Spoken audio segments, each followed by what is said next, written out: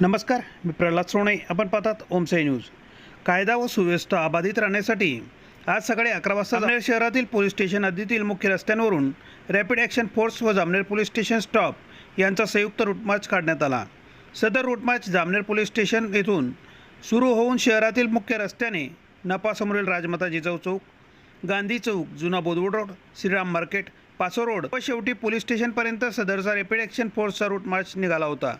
सदर रूट मार्चमध्ये rapid action force व एक पोलीस निरीक्षक, जामनेर पोलीस स्टेशनचे पोलीस निरीक्षक किरण शिंदे, ASI संजय मोरे, SC कुमावत, गोपाळ जाधव, नितीन जाधव, राठोड, सुनील माळी, निलेश घुगे, तुषार पाटील, चंद्रकांत पाटील, जितेंद्र ठाकरे यांच्यासह पोलीस कर्मचारी, होमगार्ड यांचा सहभाग होता.